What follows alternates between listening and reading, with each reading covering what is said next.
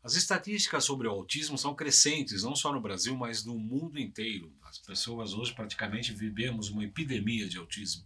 Não só aqui no Brasil, como eu disse, mas no mundo todo.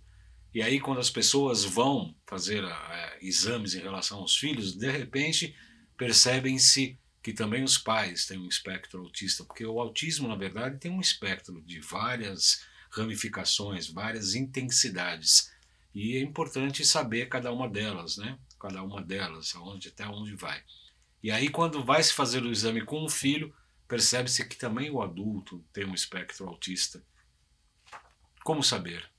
Esse é o tema do programa Salutos de hoje, que eu vou ter o prazer de receber aqui a doutora Geisa Quental, que é médica pela USP, pediatra, homeopata, atua em clínica médica, psicanalista, terapeuta neural e acupunturista, tanto quanto eu. Nós somos colegas duas vezes, Duas né? vezes. Em terapia neural e em acupuntura, e ela também prescreve cannabis medicinal. Será que é seu caso? Você também está no espectro autista?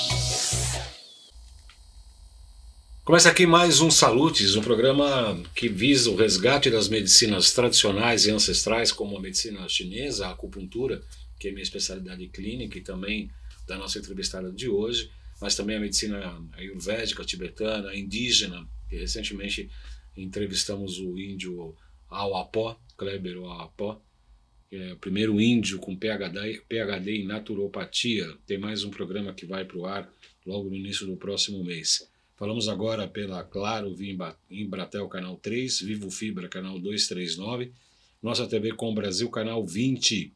Todos os programas Saludos ficam disponíveis em dois canais do YouTube, o João Carlos Boldan e o Além de Agulhas. Os principais trechos também da entrevista sempre são editados e ficam disponíveis tanto no YouTube como na minha página do Facebook, que é o João Carlos Boldan, e no Instagram, @jcboldan.acupuntura. Estamos no ar todas as sextas-feiras, às 12h30. Como eu disse há pouco na abertura do programa, nós vamos falar sobre o autismo. Vamos começar, doutora Geisa Quental, seja muito bem-vinda. Muito obrigada. Uma boa tarde, seja muito bem-vinda, sempre bem-vinda ao nosso programa. A doutora Geisa é uma amiga, que já deu várias entrevistas ao nosso programa, é palestrante no Congresso Internacional da Nova Ciência e do Instituto BEM, agora no final do mês, inclusive como palestrante. E nós vamos começar a falar então o que é o espectro autista, doutora Geisa. Primeiro vamos falar da palavra transtorno.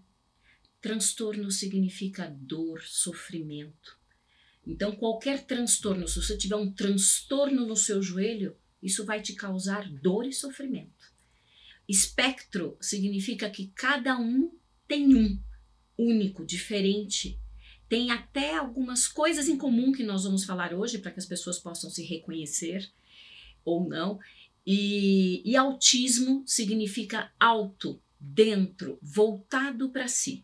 Então, o transtorno espectro autista, segundo o CID-11, que foi lançado em 2022, hoje está dividido em 3: autismo leve, autismo moderado e autismo grave, severo. O autismo leve é aquele mais antigo, que falavam síndrome de Asperger, em que esse nome foi retirado porque fazia uma menção a um nazista que em 1944 torturava crianças e as matava, crianças judias, e fez um levantamento com várias crianças que tinham comportamento atípico com alta funcionalidade. Esses foram os primeiros trabalhos. Leo Kanner, que veio anterior a Hans Asperger, foi de fato o primeiro cientista a falar em autismo, pessoas voltadas para si. Só que o autista hoje, ele tem crescido, antes falávamos de crianças, só que nós esquecemos que essas crianças crescem.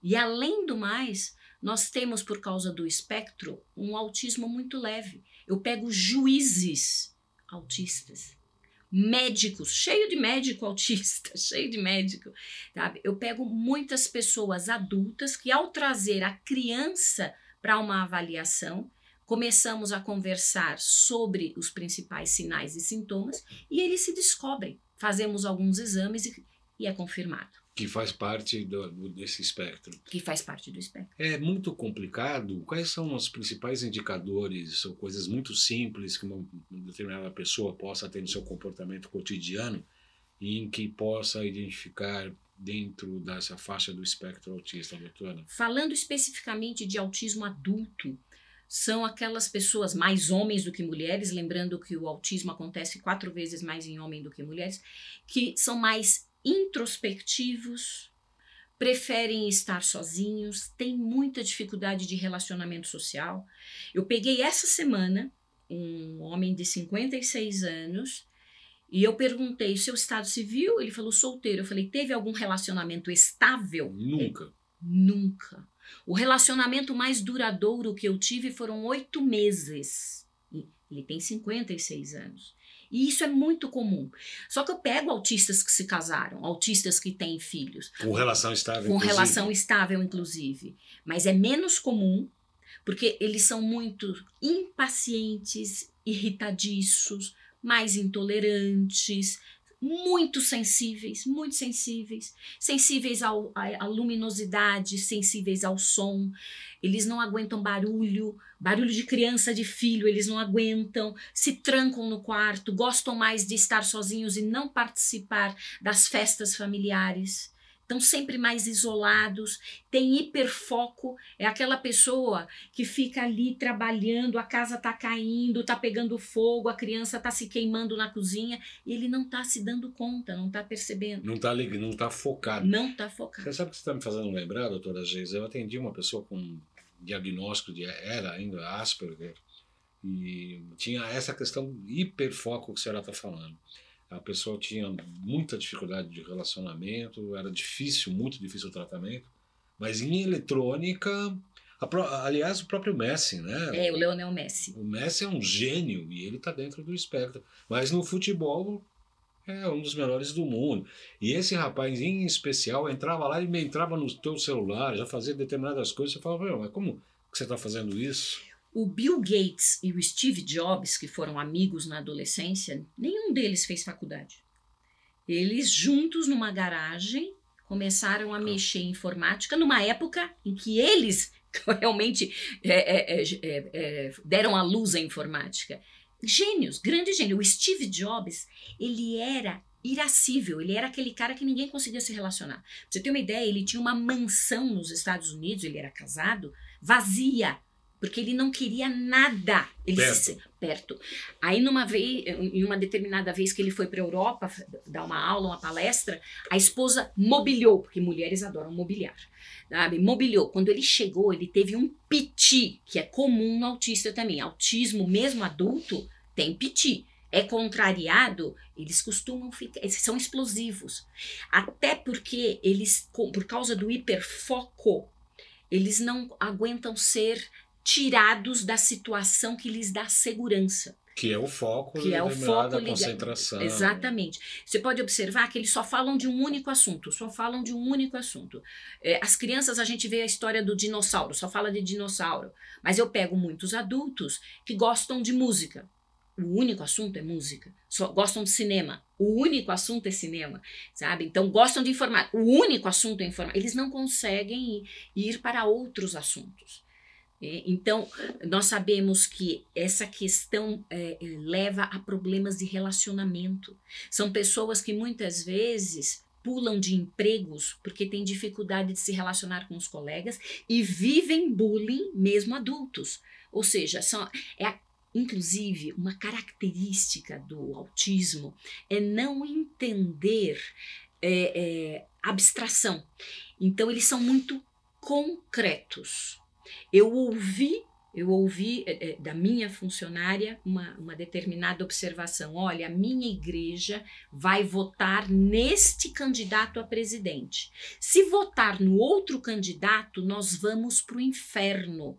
Então, eu não vou votar em nenhum deles, porque o primeiro eu acho que não é legal. E o segundo, eu não quero ir para o inferno. Então, eu não vou votar em ninguém. Meu voto vai ser vai ser nulo, vai ser neutro. Ela nem saiu de casa, ela se absteve. Isso é um traço de uma pessoa autista? É um traço, porque ela é concreta. São pessoas que se ligam demais. Uma coisa que desorganiza um autista é você prometer que o programa vai começar às 14 horas. E não começa às 14. E é 14h05. E é 14h10. Eles começam, por isso a palavra transtorno, eles começam a sofrer. A pior coisa que você pode fazer para um autista é dizer assim, olha, passa lá em casa para tomar um café. Ele vai, é como se eu o jogasse no nada. Ele vai olhar para você e perguntar, mas que dia? Que horas? Isso, exatamente. Exatamente. Ele precisa de algo que circunde.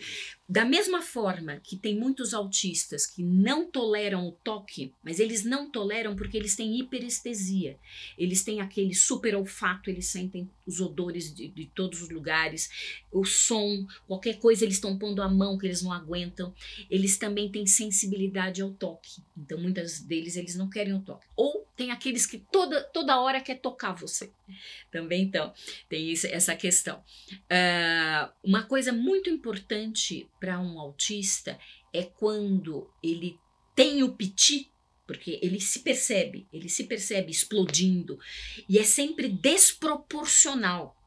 Não é uma coisa que, assim, às vezes é porque simplesmente, como aconteceu na minha casa, o jantar está na mesa, a comida está esfriando. Vamos logo porque o jantar está na mesa. Você pediu para eu fazer tal coisa. E eu fiz para você. Não é possível! Eu não aguento mais! Você me invade demais! Para um pouco. Você entendeu? Então, assim, há uma desproporção. Os pitis são muito além do fato em si esperado. E só porque ele em princípio, se sentiu cobrado a sair daquilo que ele tinha se proposto fazer. Tem uma pergunta interessante que eu acho que vai dar uma certa polêmica que nós vamos falar aqui agora. De acordo com alguns traços ditos aí pela doutora Geisa, do isolamento, da dificuldade de relacionamento interpessoal, desses pitis, etc. Existe algum estudo ou alguma avaliação de uma porcentagem de quanto essas pessoas adultas, né, não digo crianças, sim, adultos, também sofrem de depressão? Olha, primeiro fala que foi uma boa pergunta. Primeiro foi uma boa pergunta mesmo, porque é a principal patologia do autismo adulto. É a depressão. Eles trazem uma grande ansiedade, muito ansiosos, então eles querem controlar tudo e eles não suportam frustração. Então, assim, alguém que não suporta a frustração está condenado à depressão. E mimados também, né? Tem muita criança mimada hoje que não tem esse suporte de Exatamente. frustração. Então, assim, se pensarmos aí na grande população, a depressão hoje é realmente a síndrome do século XXI. Mas eu ainda quero explicar o que é depressão. A depressão, ela está ligada a uma complicação social do autista no seu relacionamento. Ele quer se relacionar. Eu pego muitos jovens querendo chegar nas meninas e não conseguem. Eles não conseguem iniciar um relacionamento e nem dar prosseguimento a relacionamentos. E com isso, eles se sentem muito sozinhos, frustram-se demais. Muito tristes, eles começam muitas vezes a não sair mais do quarto, não cuidar mais do seu asseio, não quererem mais se relacionar com a família e chegam a entrar em depressão, sim. Segundo estudos do Centro de Controle de Doenças americano, cerca de 2% da população americana é autista. 2%. Então seriam 4 milhões, sabe, autistas. Esses seriam, em princípio, pessoas com diagnóstico. Mas nós sabemos que por causa dos traços nós podemos ter muito mais. O transtorno de déficit de atenção, a hiperatividade, a dislexia, a disgrafia, a descalculia, hoje sabemos que são traços autistas. Então, se a gente for começar a juntar toda essa população, é muito mais do que isso, né? E nós sabemos que o modelo utilizado para termos uma maior ou menor inflamação que leve a distúrbio psiquiátrico e neurológico também está ligado ao mundo tóxico. Então, vou explicar melhor. Eu peço muito painel genético no consultório. E é assim, eu não encontrei até hoje nenhum autista que não tivesse problema na enzima citocromo P450. 450. Todos, sem exceção, têm problemas nessa enzima. E é a principal enzima relacionada à nossa capacidade de nos desintoxicarmos de um mundo tóxico. Tá? Aí você fala, Geisa, o que é um mundo tóxico? Então, só para você ter ideia, a pior coisa para alguém que não tem essa enzima é solvente. Então, removedor, água ras, thinner, tinta acrílica, tudo que carregue solventes. Cândida, né? A cândida, o agrotóxico é metal tóxico com solvente, antibiótico e antifúngico. Então, o agrotóxico também é um problema. Esse solvente, ele não consegue ser jogado para fora, porque eles têm essa dificuldade enzimática. E, obviamente, isso tudo vai se ligar aos neurotransmissores e impedir que haja um sistema nervoso... Exatamente. Pra você ter uma ideia, nós encontramos problemas digestivos nos autistas, porque eles não têm, isso desde criança, eles não têm enzima digestiva para quebrar proteínas, muitas vezes, para quebrar alimentos. Eles são muito mais alérgicos e intolerantes a alimentos porque eles não têm enzima para quebrar. Depois, como eles não têm enzima para quebrar, eles fermentam mais, eles alteram a microbiota, eles não produzem o que você acabou de falar. Se o intestino delgado produz 90% da serotonina que vai ser utilizada pelo nosso organismo, e o intestino delgado está inflamado porque nem a digestão está se processando, ele não tem neurotransmissor. Então, nós temos nos Estados Unidos, alguns autistas, crianças, são tratados, inclusive, com transplante fecal para poder melhorar flora intestinal, para poder ter melhor condição de produção de serotonina. E melhor equilíbrio neurológico. Exatamente.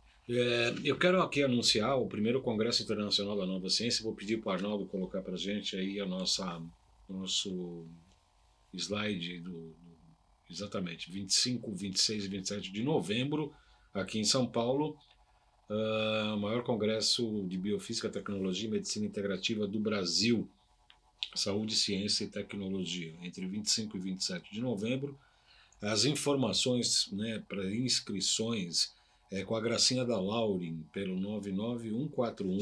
991411207. Aqui está, onde vocês estão vendo aí agora, é toda a grade científica dos 3 dias. E a doutora Geisa Quental, deixa eu procurá-la aqui. Estou na segunda, acho que estou no sábado. No sábado. Isso. Doutora Geisa Quental, das 14h30 às 15h20, Estratégias Biofísicas da Ansiedade. Tem o próximo slide também, que mostra aí a Fernanda Ben, a doutora Geisa Quental, Mauro Melo, Jairo Oliveira Filho. Aliás, o Mauro Melo e o Jairo Oliveira Filho vão participar do congresso e a gente fará entrevistas aqui no Salutes com ambos. O Alexandre Távolo, o Silvio Mizumoto, o Paulo César Schutz e o Arturo Obarni. Fale um pouco dessa palestra. Aliás, eu quero lembrar que o programa Salutes tem um patrocínio, tanto do Instituto Bem quanto da Nova Ciência.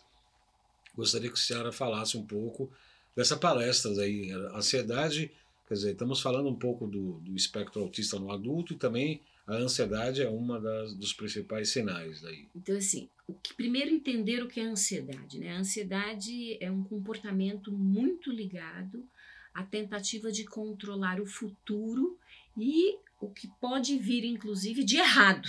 Então, eu fico aqui já maquinando o que pode vir a acontecer. Então, veja a vida do ansioso como é que é. Eu estou sem conseguir dar conta da minha cabeça, sem conseguir controlar a minha cabeça, mas eu quero controlar a sua. eu quero agradar você, eu quero agradar a Marina, eu quero entender o que vai acontecer na política, eu quero agarrar o futuro na minha cabeça. E começa a haver um grande sofrimento ligado a isso. A ansiedade faz com que tenhamos comportamentos, inclusive, de muito medo. Tá? Então, a ansiedade é um medo do futuro. E eu começo a fazer premonições de desgraça, começo a profetizar a desgraça que pode acontecer e por isso eu tenho que me defender. Então, o extremo realmente da ansiedade, e nós vivemos isso na pandemia, foram pessoas que não saíram mais dela. Eu conheço pessoas, não sei se você conhece, que continuam dentro de casa com medo de pegar coronavírus. Sim. Tá? Sim. Então, é o extremo da crise de ansiedade. A síndrome do pânico é uma grande crise de ansiedade. Né? Com muito medo de morrer, sabe? Mas também tem uma questão que eu vou falar na minha palestra, não dá para tratar crise de ansiedade, não dá para tratar depressão, não dá para tratar síndrome do pânico sem tratar intestino, sem tratarmos dieta, sem tratarmos inflamação. Distúrbios psiquiátricos, inclusive a depressão que você havia me perguntado, são inflamações crônicas. A obesidade é uma inflamação crônica. Então, é muito importante lembrarmos que se vamos tratar a ansiedade, vamos ter que mexer na dieta e vamos ter que começar a fazer uma desintoxicação de quê? Tudo, metais tóxicos, vírus, bactérias. Aliás, na nossa clínica, independente de qualquer coisa, quando a pessoa me procura, não sei se você também trabalha assim, mas a pessoa chega com dor no joelho, né, que é meu caso aqui, ou sei lá o que, no dedo mindinho do pé direito ou pé esquerdo. Então, primeira coisa que a gente vai fazer, obrigado. Primeira coisa que a gente vai fazer é a desintoxicação. Avalia todos os metais tóxicos, vírus, bactérias, protozoários, né, vermes longos e etc, para começar a limpar o terreno biológico. Exatamente. E aí, assim, intolerância a leite e glúten quase todo mundo tem. Ah, mas leite e glúten todo mundo tem. Inclusive, postei hoje na página do Facebook uma entrevista que eu vi sobre o leite, a caseína, que promove a casemorfina. Isso. Né? A casemorfina te dá, morfina, né? Em pequenas... Um opioide. Um opioide. Dá dependência. Que cria dependência, te dá bem-estar passageiro, mas te dá o chamado rebote drogático. É isso? Exatamente, é como se fosse uma adição. A questão do leite, e nós que fazemos medicina chinesa, sabemos que ele é altamente umidificante. Sim. Então, assim, não há rinite alérgica que a gente consiga tratar, rinite, bronquite, sinusite, se não tirar leite e queijo. Porque umidifica essa área por causa da caseína. E a lactose, que é açúcar do leite, é uma outra história. Tá? Então, nós precisamos e ingerir alimentos sem lactose, do ponto de vista inflamatório, é ainda pior, porque colocam a enzima lactase, a lactose é quebrada em galactose e glicose, e a galactose é tão ou mais inflamatória que a lactose. Que é, inclusive, açúcar, né? Exatamente. Então, isso que você está falando, assim, nós iniciamos sim, que é aquela velha história que nós conhecemos. Você me traz um peixinho doente no seu aquário, nós tiramos o peixinho do aquário, limpamos o peixinho, damos remédio, tiramos o tumor e vamos colocar no mesmo aquário que o adoeceu? Não, nós temos que limpar o aquário. E ao limpar o aquário, nós vamos promover desparasitação, nós vamos promover quelantes de metais e solventes, nós vamos e isso fitoterápicos fazem. De uma tintura de coentro, né, que ajuda a retirar metal, a tintura de alecrim, a tintura de espinheira santa que ajuda na digestão. Nós podemos utilizar vários instrumentos, várias formas frequenciais, homeopáticos, para que a gente possa auxiliar justamente na limpeza do aquário, para que a gente possa colocar o bichinho. Eu tenho usado muito, sabe o que atualmente? Azul de metileno. Injetável? Ah, não. Vioral. Vioral mesmo. Vioral. O azul de metileno é muito interessante. Ele é um quelante, né? Quelante muito bom. Poderoso. Inclusive para herpes. Eu, de vez em quando, faz tempo que eu não faço com o Dr. Kleber, que aliás eu devo trazer aqui. A gente fazia infusão via soro do azul de metileno. Sentia muito, mas muito bem. Você sentia realmente. Eu falaria aqui com a doutora Gera por mais 10 programas aqui. Adoro ela, a gente conversa bastante, somos grandes amigos. Mas estamos terminando a primeira meia hora do nosso programa de hoje. Queria primeiro que você deixasse os telefones para contato, porque as pessoas às vezes ligam lá e falam, qual o telefone? Está no programa, né? Tá no programa. Então, assim, Então deixa seus contatos. Certo. E a outra coisa, para encerrar, a pessoa que está lá, né? Tem muito foco, tem piti, tem problemas de relacionamentos interpessoais, etc, etc. Faz o quê? Se atira do apartamento? Não. O que faz? Primeira coisa, busque ajuda. Existem neuropsicólogos, psicólogos e também profissionais em fonoaudiologia que podem treinar. O relacionamento social é treinável, tá? Então nós podemos ter sim um treinamento. Contato. E no consultório eu trabalho de segunda a quinta-feira a partir das 13 horas no 2069-0214. Peraí, 2069-0214, 2069-0214 e 2061-5437. 2061-5437. Você tá bom. Tá bom, hein? DDD 11. Depois da 12h. Depois da 1h da tarde. Depois das 13 horas. Então, sim, procura os neuropsiquiatras, os fonos. Em medicina chinesa, tanto eu quanto a doutora Gera trabalhamos com isso, obviamente trabalhar baço pâncreas, Com né? certeza. Rim, fígado principalmente, e obviamente essa questão da alimentação. E eu vejo pelo pulso, né? Não sei como é que você avalia, mas eu vejo muito pelo pulso. Eu gosto da língua. Né? A pessoa fica mostrando a língua e fala, mostra a língua para sua avó. Mas mim, o não. calor de fígado está presente em todos os autistas. Sim. Você não encontra um. E o calor de fígado leva ao pensamento acelerado. Exatamente. Silimarina, nesse caso, seria indicado? Silimarina com metionina. Com metionina. Isso. E o ácido alfa-lipoico, que tira gente até de cirrose hepática. Então você melhora também. E na medicina tradicional chinesa temos o Xiao Yaovan e o Jiawei Xiao Yaosan. Tá? Que são dois muito parecidos que resfriam o fígado. Aqui na fitoterapia brasileira a gente pode usar tanto o dente do leão quanto a erva botão. Eu gosto muito da erva botão. Não conheço, vou procurar saber. Erva botão, eu fiz um curso de fitoterapia, erva botão cura até cirrose. Ai, que legal. Nossa, até eu vou cirrose. procurar. Doutora Geisa, muito obrigado pela sua obrigada. presença. É sempre um prazer recebê-la aqui. Até uma próxima, Até que a seja próxima. breve. Obrigada, Valdan. Obrigado a todos. Estamos aqui então no Facebook, no Instagram e no YouTube. Acompanhe sempre a gente.